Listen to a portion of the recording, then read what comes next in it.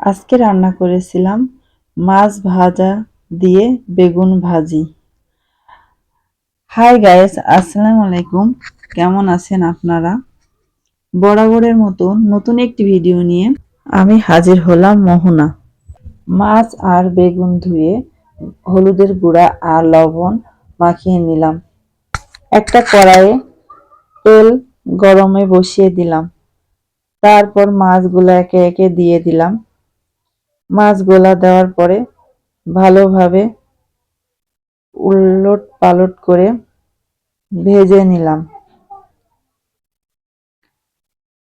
আমাদের বাসায় সবাই একটু মাছ ভাজাটা কড়া করে খায়, এই জন্য মাছটা নাড়াচাড়া করে কড়া করে ভেজে নিলাম।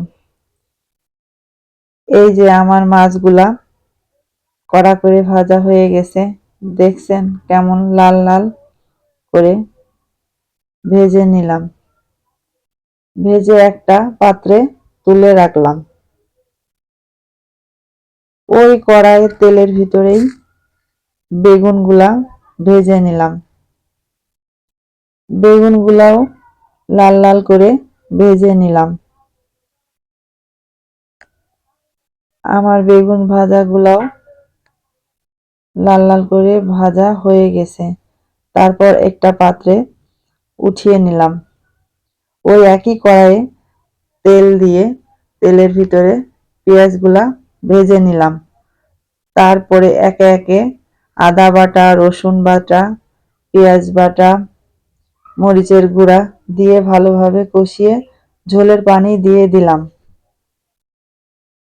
ভেজে রাখা মাছ আর বেগুনগুলাও দিয়ে দিলাম। পানিটা ফুটে গেছে, তারপরেই বেগুন ভাজা আর মাছগুলা দিয়ে দিলাম।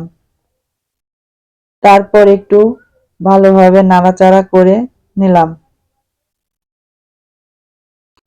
ঝোলের সাথে মাছগুলা আর বেগুনগুলা ভালো করে নাড়াচাড়া করে নিলাম। এরপর ধনেপাতা কুচি ছিটিয়ে দিলাম। আমার ধনেপাতা দেওয়া হয়ে গেছে।